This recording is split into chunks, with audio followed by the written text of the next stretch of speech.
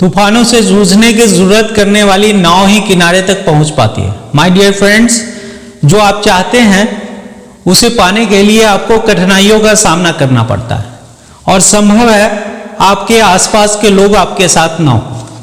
हर हर महादेव। स्वागत है बच्चों आप सभी का हमारे YouTube चैनल महादेव ट्यूटोरियल में। बच्चों हम लोग मेटल्स नॉन मेटल पढ़ रहे हैं। आज हम लोग बात करेंगे refining of metals. Actually refining का मतलब होता है जो भी मेटल्स आपने एक्सट्रैक्ट किया है उस मेटल से इम्प्योरिटीज को हटाना। The process of removing impurities from the extracted metals. जो ओर से मेटल एक्सट्रैक्ट किया जाता है उस मेटल से इम्प्योरिटीज को हटाने के प्रोसेस को कहा जाता है रिफाइनिंग। बच्चों रिफाइनिंग का प्रोसेस अलग अलग होता है। मेटल्स के नेचर के अकॉर्डिंग रिफाइनिंग प्रोसेस डिसाइड किया जाता है। सबसे पहले हम लोग बात करेंगे बच्चों liquation method for refining metals.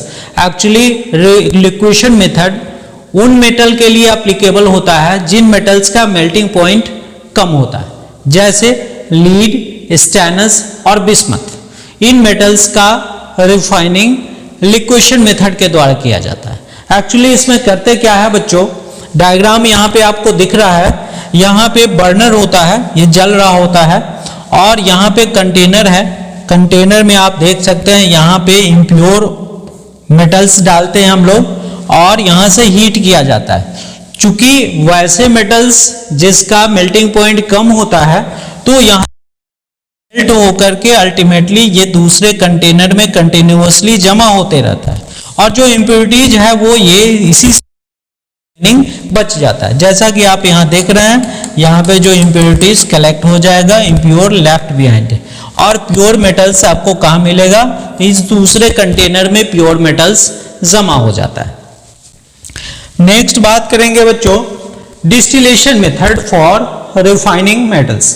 Distillation method actually वैसे मेटल के लिए अप्लीकेबल है जो वोलाटाइल नेचर का होता है, जहाँ आसानी से वेपर में कन्वर्ट हो जाता है। तो बेसिकली इसमें दो मेटल्स को हम लोग इंक्लूड करते हैं, एक मरकरी और दूसरा जिंक। बेसिकली याद रखना है डिस्टिलेशन मेथड के द्वारा रिफाइनिंग के लिए हम लोग या तो मरकरी का रिफाइनिंग करते हैं या जिंक का रिफाइनिंग करते हैं। क्यों करते हैं, बिकॉज इसका ये वोलाटाइल नेचर का होता है। अब क्या करेंगे बच्चों, हम लोग इन मेटल्स को लेकर के इसमें डाल देते हैं इस कंटेनर में और फिर बर्नर की मदद से उसको हीट करते हैं। तो जो वोलाटाइल मेटल्स होता है वो यहाँ से गैस बन करके कंटिन्यूअसली आकर के दूसरे कंटेनर जमा होता है और इम्प्योरिटी जो है यहाँ पे हमेशा के लिए बचा हुआ रह जाता है। इस तरह से प्योर मेटल्स हम लोगों का एक्सट्रैक्ट प्योर मेटल्स हम लोगों को मिल जाता है।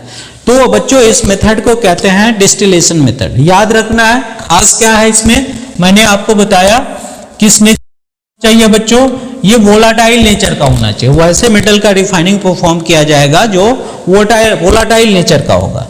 नेक्स्ट हम लोग बात करें बच्चों electrolytic refining method. Electrolytic refining method most of the metal का रिफाइनिंग इसी मेथड से परफॉर्म किया जाता है।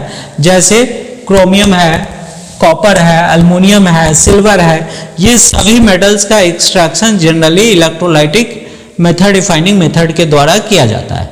एक्चुअली इसमें करना क्या होता है बच्चों, जो इम्प्योर रॉड है वो थिक इम्प्योर रॉड, उसका एनोड बनाते हैं और एक प्योर पतला सा रॉड लेते हैं जिसका हम लोग कैथोड बनाते हैं। ये इलेक्ट्रोलाइटिक सेल आप देख रहे हैं, ये प्योर है जो एनोड होगा और ये इम्प्योर रॉड होगा जो कैथोड होगा। ये थोड़ा सा थिक होता है बच्चों, इसमें पिक्चर में तो दिख नहीं रहा है लेकिन याद रखना है जो एनोड होता है वो इम्प्योर मेटल का थोड़ा सा थिक होता है और जो कैथोड है वो थिन होगा। अब यहाँ पे बच्चों इलेक्ट्रोलाइट क्या इस्तेमाल करते हैं, तो याद रखना है इलेक्ट्रोलाइट उसी मेटल का सॉल्युबल साल्ट होगा जिस मेटल का रिफाइनिंग आप परफॉर्म कर रहे हैं।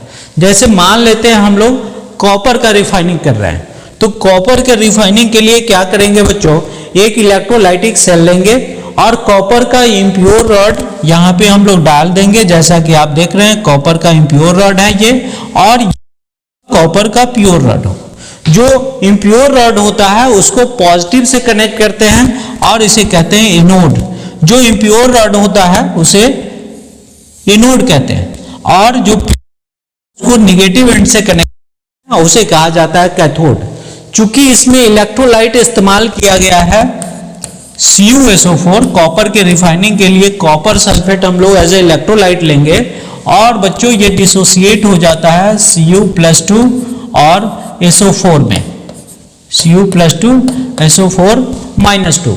बच्चों Cu कॉपर आयन, यहां से कॉपर आयन ये मूव करता है किधर, निगेटिव एंड की ओर। चूंकि इस पे पॉजिटिव चार्ज है तो कहां मूव करेगा, ये कैथोड की तरफ मूव करेगा, और कैथोड पे जाकर के इलेक्ट्रॉन गेन करता है और रिड्यूस होकर के कैथोड पे ये अटैच हो जाता है।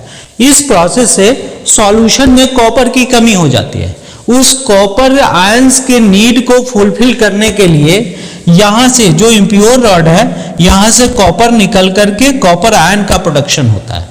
तो इस तरह से कंटिन्यूअस कॉपर आयन मूव करता है कैथोड की तरफ, और एनोड से कॉपर आयन निकल करके सॉल्यूशन में मूव कर रहा होता है।